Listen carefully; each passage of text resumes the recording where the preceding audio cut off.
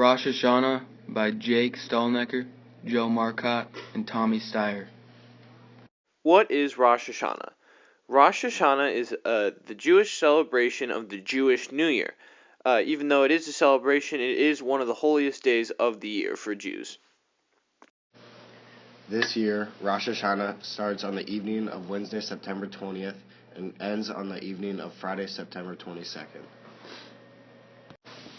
Rosh Hashanah literally translates to head of the year or first of the year from Hebrew to English. Rosh Hashanah commemorates the creation of the world and is known for its beginning of the 10 days of repentance in the Jewish tradition known as the Days of Atonement. At the end of this 10-day period is Yom Kippur. These 2 days, Rosh Hashanah and Yom Kippur, are known as the high holy days in the Jewish religion. There are many ways people celebrate Rosh Hashanah. They include times of family gatherings with special meals and sweet foods, including round challah and apples and honey.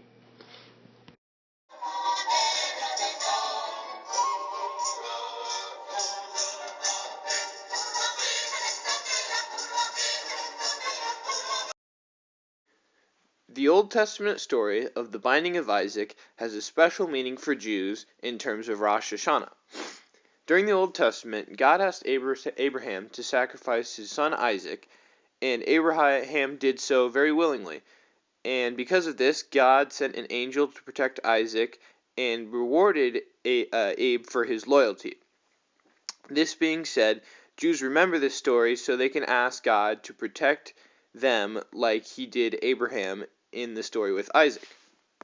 After God sent an angel to protect his son Isaac, Abraham went into the bush and found a ram that was trapped inside. And by doing so, he took the ram and sacrificed it to thank God for saving his son. And now Jews use the shofar, which is the ram's horn, and they blow into that to ask God for protection, like the protection he provided to Abraham.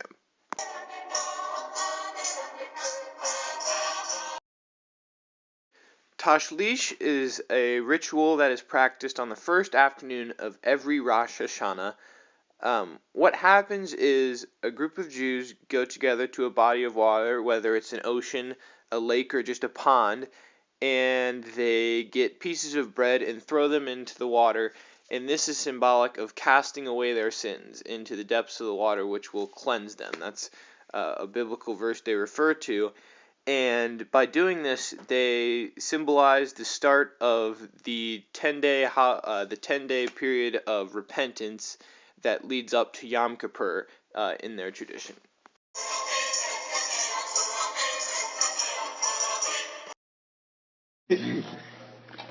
Eating an apple and honey is symbolic for Jews and their hope for a new year filled with sweet things. Another common practice during Rosh Hashanah is the practice of Kiddush. Kiddush is when wine is blessed before it's drank and shared, and it symbolizes the sanctification of the holiday. Therefore, it's done on the first night of Rosh Hashanah.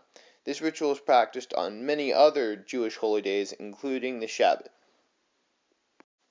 Another food tradition of Rosh Hashanah is the baking and eating of challah.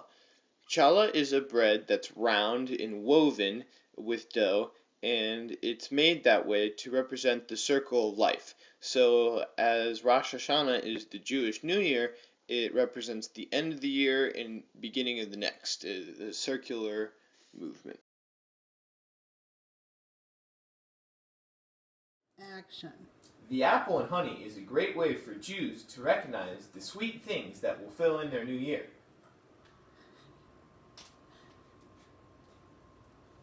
Good things to come. Sure. The round shape of the challah represents the circular motion that Jews view time as. This being said, they eat the challah to symbolize how the new year at Rosh Hashanah is representing the circular motion of their time. Wholesome. There are so many great food traditions from Rosh Hashanah, but by far the most important is the tradition of the Kiddush. This sanctifies the holiday, and without it, it wouldn't be considered a holy day. Look at this. What a great holiday for the whole family.